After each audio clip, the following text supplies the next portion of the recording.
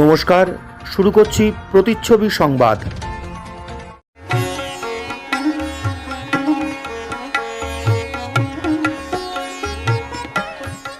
বাংলার তাঁতের শাড়ি মানেই জাতীয় পুরস্কারপ্রাপ্ত তাঁত শিল্পী বীরেন কুমার বসাক। গতকাল শীতলকুচিতে সিআরপিএফ আত্মরক্ষাতেই বাধ্য হয়ে গুলি চালিয়েছে তত্ত্বতেই শিলমোহর লাগালেন দেশের স্বরাষ্ট্রমন্ত্রী অমিত শাহ। রবিবার শান্তিপুরে এসে মুসলিম স্কুল মাঠে সাংবাদিকদের সামনে সংক্ষিপ্ত বক্তব্যে তিনি বলেন, সিআরপিএফ আত্মরক্ষার্থে এবং অস্ত্র রক্ষা করতে তাদের কাজ করেছে। উল্টে রাজ্যের মুখ্যমন্ত্রী মমতা বন্দ্যোপাধ্যায়ের দিকেই তীর ঘুরিয়ে তিনি বলেন, মমতা দিদি সেখানে গিয়ে উস্কানিমূলক কথা বলেছেন। একই সঙ্গে গতকালের ঘটনায় মুখ্যমন্ত্রী 4 জনের প্রতি শ্রদ্ধা জানালেও আনন্দ বর্মন রাজবংশী বলে কি তার কথা উল্লেখ করেননি বলেও তিনি প্রশ্ন তোলেন।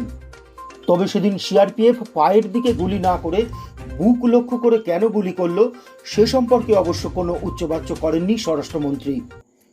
जगन्नाथ सरकार जी को जिताने के लिए पूरा शांतिपुर आज सड़कों पर आया। मैं शांतिपुर की जनता का बहुत बहुत धन्यवाद करता हूं कि पौराणिक भूमि पर मुझे पूरा भरोसा है कि 2 मई को कमल खिलेगा और जगन्नाथ सरकार जी जीत कर आएंगे। बंगाल के चुनाव के चौथे चरण के मतदान में कल एक दुखद घटना हुई। एक बूथ पर कुछ अज्ञात लोगों ने हमला किया। सीआरपीएफ के हथियार लूटने का प्रयास किया और जब सीआरपीएफ ने अपने बचाव में अपने हथियार बचाने के लिए गोली चलानी पड़ी, इसमें 4 लोगों की एक मृत्यु हुई। बहुत दुखद घटना, मगर इससे ज्यादा दुखद जिस प्रकार से इस घटना को पॉलिटिसाइज किया जा रहा है वो। मैंने ममता दीदी के स्टेटमेंट देखे, उसी बूथ पर सुबह आनंद बर्मन का हत्या कर दिया गया, गुंडों द्वारा हत्या कर दिया, और वो इसलिए हत्या कर दिया गया कि वहां पर मतदान न हो पाए। उसी बूथ पर हमला किया गया और उसी बूथ पर सीआईएफएस के हथियार लूटने का प्रयास किया, मगर ममता दीदी सिर्फ 4 लोगों को श्रद्धांजलि देती है। आनंद बर्मन की मौत की उनको नहीं पड़ी।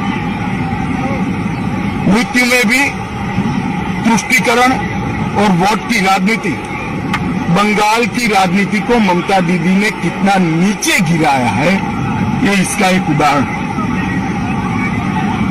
आनंद बर्मन मर गया, उसका भी हमें दुख है, और बाकी जो 4 लोग मर गए इसका भी दुख है। मृत्यु किसी की भी हो, वो राजनीति के परे होनी चाहिए, परंतु आनंद बर्मन पर ना एक भी आंसू बहाया, ना एक भी स्टेटमेंट किया, ना आज तक उसके मृत्यु पर श्रद्धांजलि या दुख व्यक्त किया, क्योंकि आनंद बर्मन एक राजवंशी समाज का नवयुवा है। वो उनकी वोट बैंक के लिए अनुकूल नहीं था। इस प्रकार की राजनीति ये बंगाल का परंपरा नहीं है, बंगाल की संस्कृति नहीं है। और उसी शीतलकुची सीट पर ममता दीदी ने कुछ ही दिन पहले भाषण किया था कि सीआईएफएस सीएपीएफ वाले आए तो उनको घेर लो, उन पर हमला करो। मैं पूछना चाहता हूं ममता दीदी को, एक शार्प सवाल पूछना चाहता हूं कि क्या आपका वो भाषण वो 4 लोगों के मृत्यु के लिए जिम्मेदार नहीं है क्या? अगर आप वो भाषण न करती, ये 4 युवा सीआरपीएफ पर हमला करने का हिम्मत करते क्या? आपने उनको उकसाकर एक गोलीबारी का कारण दिया। मैं मानता हूं कि ममता दीदी के पास अभी भी समय है।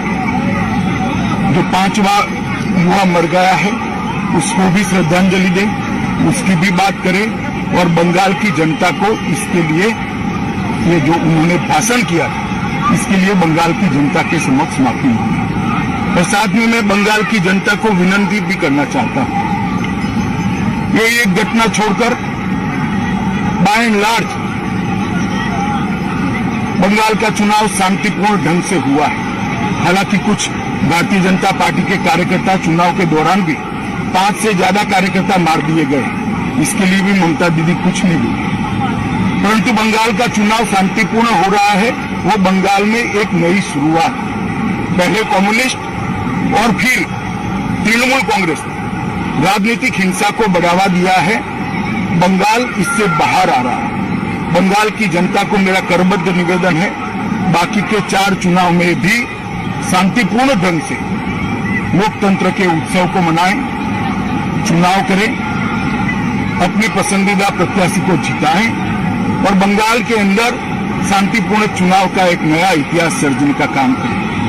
साथ में मैं बंगाल की जनता को यह भी वादा करना चाहता हूं कि 2 मई के बाद जब भारतीय जनता पार्टी की सरकार यहां मोदी जी के नेतृत्व में बनेगी, कि चुनावी हिंसा, राजनीतिक हिंसा हमेशा के लिए बंगाल को छोड़कर चली जाएगी, क्योंकि राजनीति हिंसा करने वाले लोगों को आप निश्चित रूप से परास्त करने वाले हैं।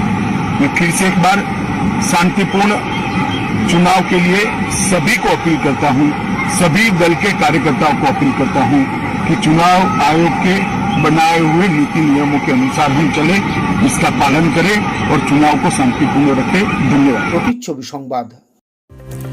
ধামাকা অফার, চৈত্র অফার। সিটি বাজারে চলছে চৈত্র সেল। এখন সিটি বাজারে এলে আপনি পাবেন কুর্তি মাত্র 150 টাকায়, নাইটি 130 টাকায়, এছাড়াও টি শার্ট মাত্র 130 থেকে 200 টাকার মধ্যে। সিটি বাজার আপনার পারিবারিক শপিং এর একমাত্র ঠিকানা। সিটি বাজার, মতিগঞ্জ মোড়, শান্তিপুর। ফোন 9775365955। সৃষ্টি যেথায় চিরন্তন, আধুনিকতা সঠিক মান বিলক্ষণ।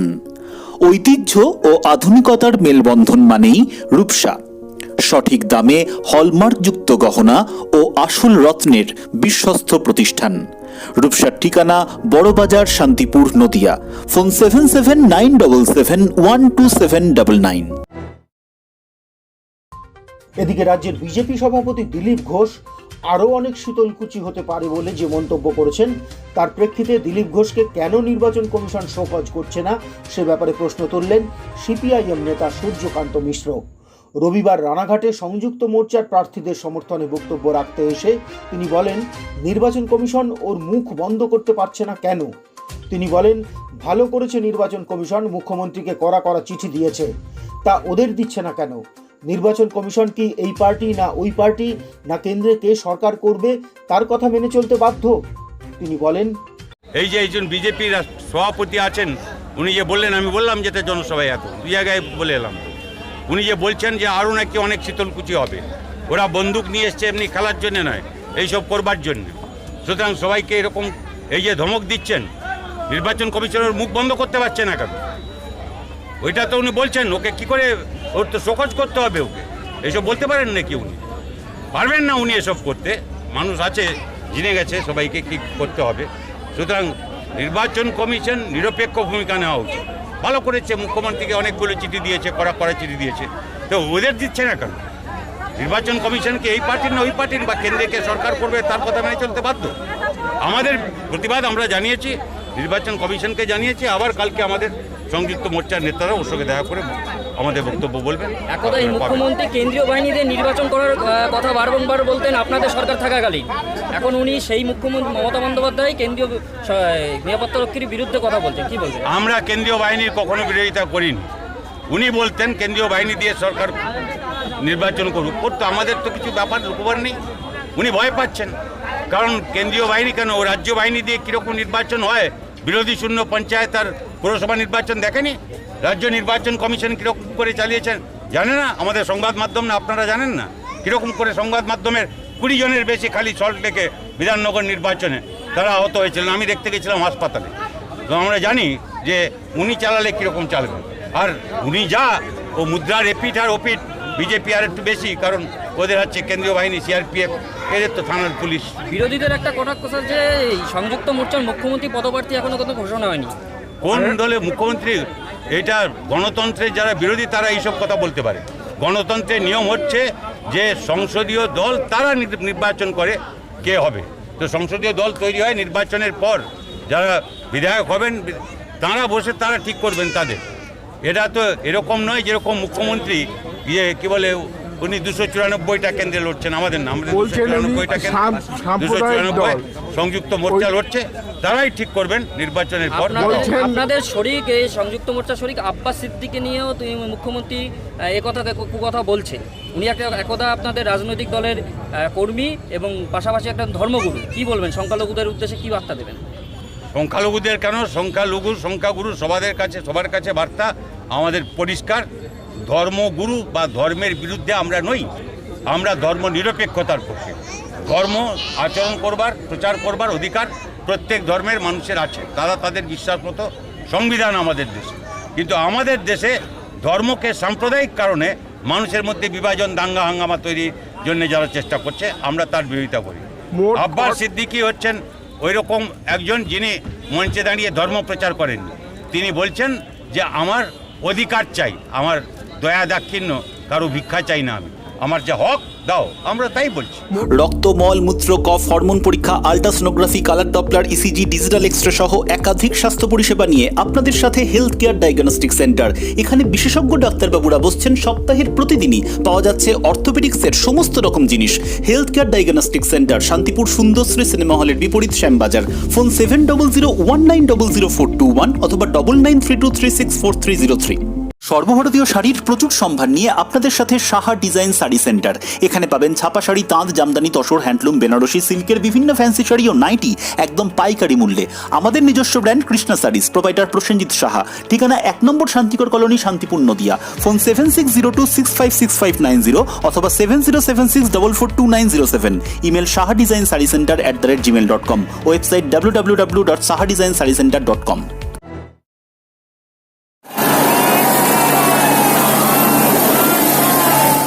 রবিবার শান্তিপুরে কেন্দ্রীয় স্বরাষ্ট্রমন্ত্রী অমিত শাহের রোড শো ছিল। এদিন নির্ধারিত সময়ের অনেকটাই পরে বেলা 12:30 নাগাদ স্বরাষ্ট্রমন্ত্রীর বিশেষ হেলিকপ্টার মুসলিম স্কুল মাঠে নামে।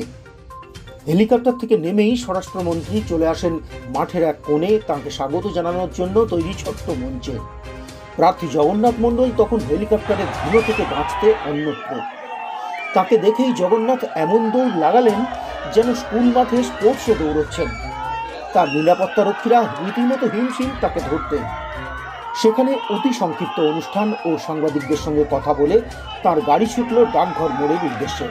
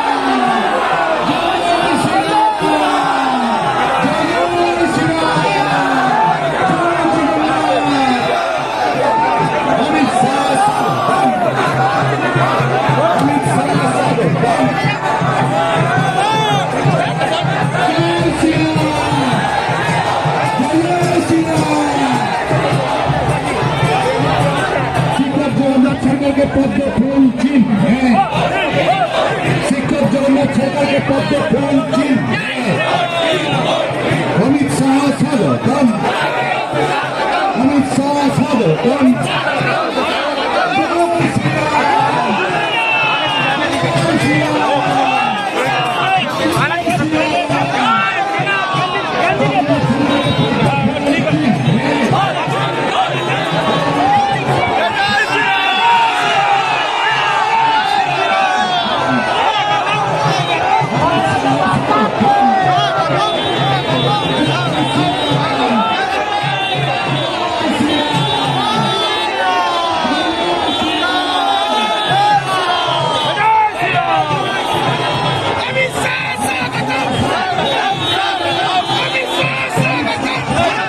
সেখানে এসে নেতাজি মূর্তিতে ফুল দিয়ে শ্রদ্ধা জানিয়ে জনতার উদ্দেশ্যে হাত নেড়ে স্বরাষ্ট্রমন্ত্রী গিয়ে চললেন তার জন্য নির্দিষ্ট গাড়িতে। শুরু হলো রোড শো। সে রোড শোয়ে তখন হাজির ভোলা মহেশ্বর সহ গোটা গাজনের দলও।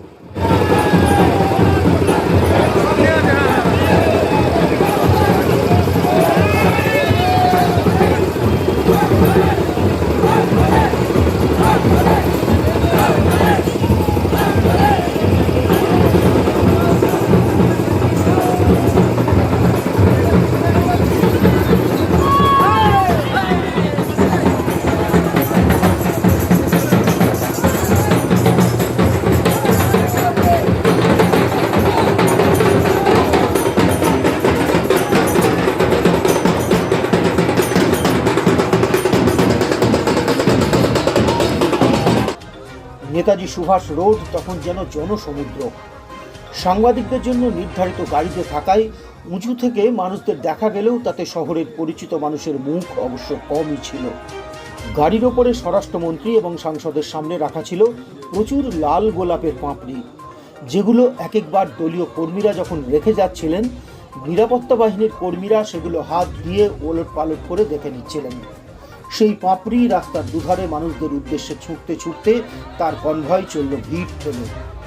রাস্তার মাঝে মাঝেই ছোট ছোট মঞ্চ করে কোথাও ডাঙ্কা কাঁসর, কোথাও নাচ, কোথাও জীবন্ত মডেল রাখা হয়েছিল নজর কাটতে। সামনে বাজনার সঙ্গে উচ্চগ্রামে মাইকে ঘোষণা ছিল। তৃণমূল ভবনের সামনে আসতেই সেই আওয়াজ ছাপিয়ে আরও জোরে কানে এলো খেলা হবে গান।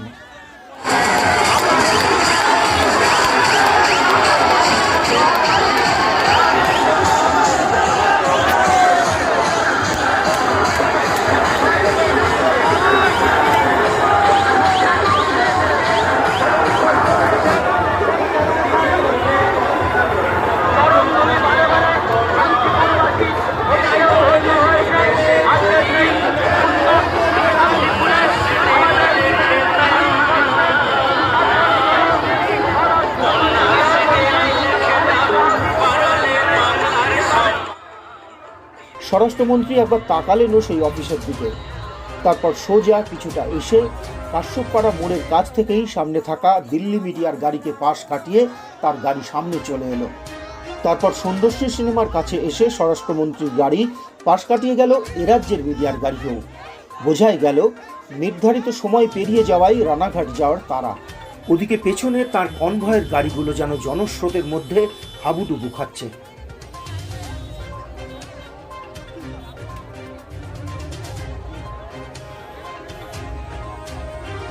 এরপর শ্যামবাজার ফাঁড়ির কাছে এসে বড় গাড়ি থেকে নেমে ছোট গাড়িতে ওঠার আগে বিদায় সম্বর্ধনা, তারপর গাড়িতে উঠে হেলিপ্যাডের উদ্দেশ্যে। রাস্তার আশেপাশে তখন ছড়িয়ে ছিটিয়ে 1 ঘন্টা আগেও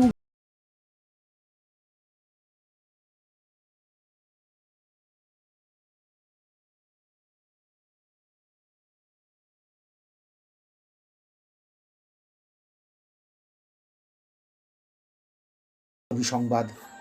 লো back pain, osteoarthritis, spondylitis, paralysis, sciatica, polio, sports injury সহ যে কোনো চোট আঘাতে অভিজ্ঞ টেকনিশিয়ান দ্বারা অত্যাধুনিক প্রযুক্তির ব্যবহারে রোগীদের নিরাময়ের পথে নিয়ে চলেছে শান্তিপুরের একমাত্র physiotherapy centre green life physiotherapy centre, a unit of health care management system. আমাদের ঠিকানা তামিলিপাড়া স্ট্রিট, জগদ্ধাত্রী মন্দিরের পাশে, শান্তিপুর, নদিয়া। কল ও হোয়াটসঅ্যাপ 9474022628।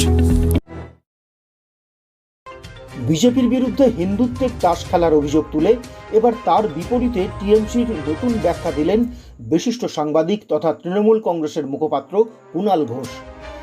রবিবার সন্ধ্যায় শান্তিপুর পাবলিক লাইব্রেরি হলে দলের মহিলা সেলের এক সভায় তিনি বললেন, আমরা কেউ হিন্দু, কেউ মুসলিম, কেউ খ্রিস্টান, আমাদের ধর্ম আমরা নিজেরা পালন করব, কিন্তু রাজনীতির ময়দানে আমরা টিএমসি।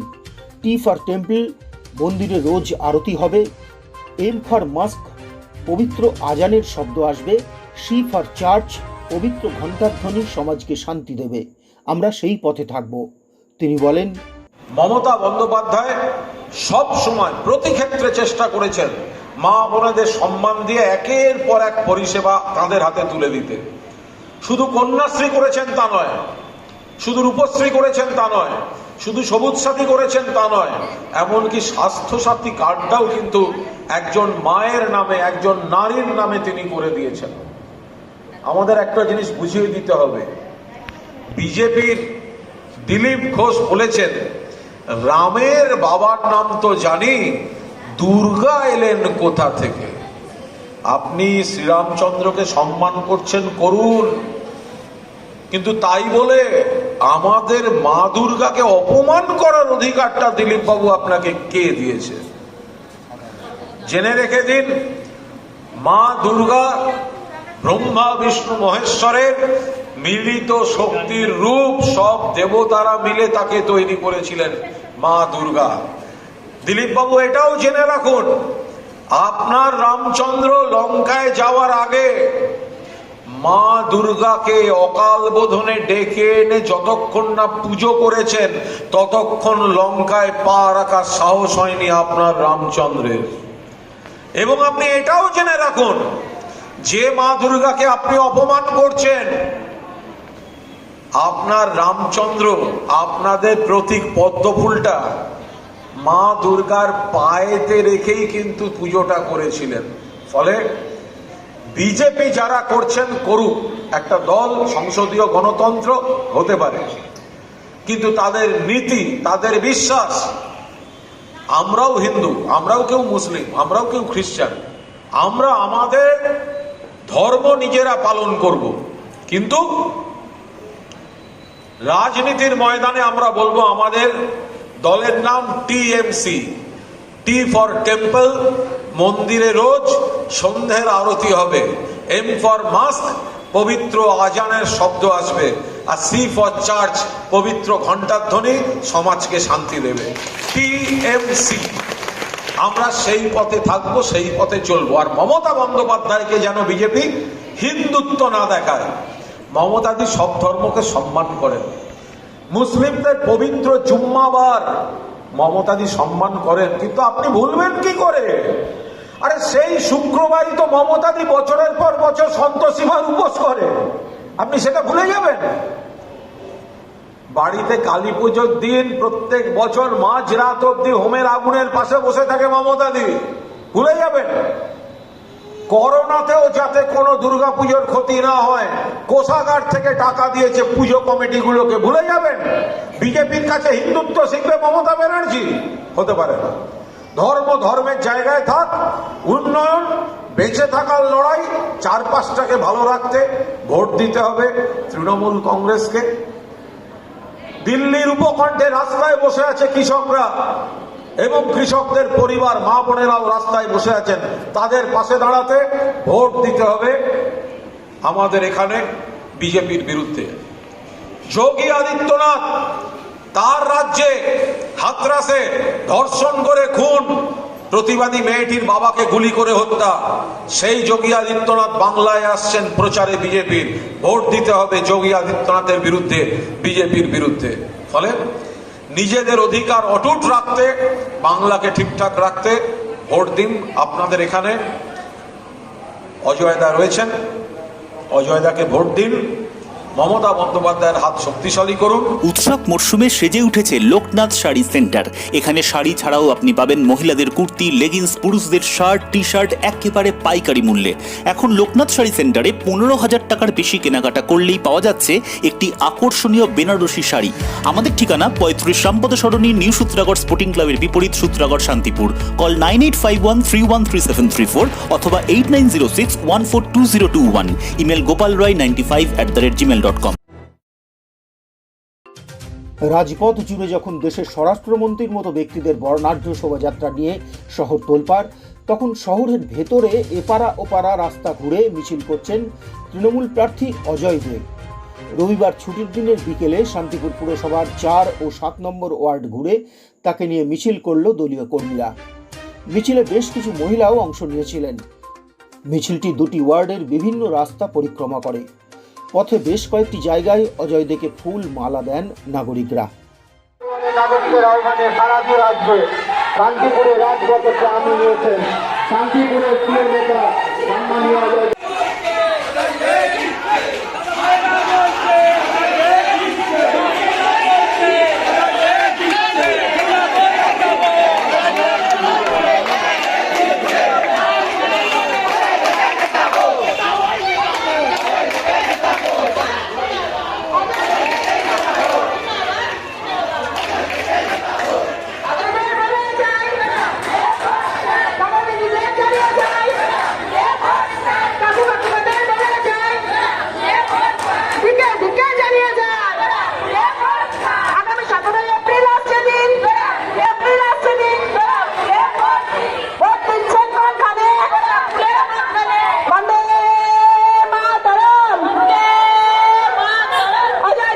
প্রতিচ্ছবি সংবাদ।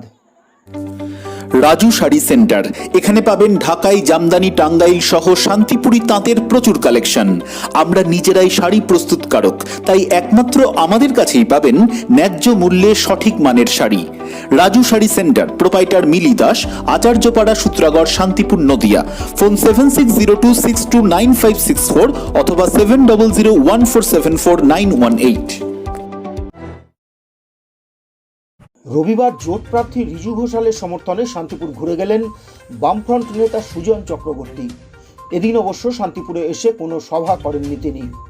প্রার্থী রিজু ঘোষাল ও স্থানীয় দলীয় নেতৃত্ব সহ তাদের গাড়ি এবং বেশ কয়েকটি টোটো নিয়ে রোড শো হয় ফুলিয়ার মাঠপাড়া, কদমপুর সহ বেশ কয়েকটি এলাকা এবং বাথনা দিয়ে।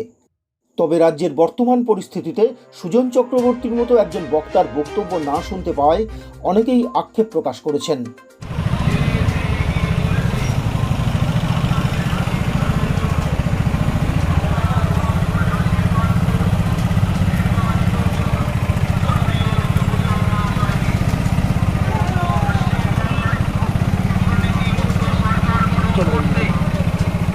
সংযুক্ত মোর্চা সমর্থিত জাতীয় কংগ্রেস পার্টি মাননীয় রিজু ঘোষাল মহাশয় এবং সিপিআইএম নেতা কংগ্রেস সুজন চক্রবর্তী আপনাদের গ্রামের প্রতিচ্ছবি সংবাদ।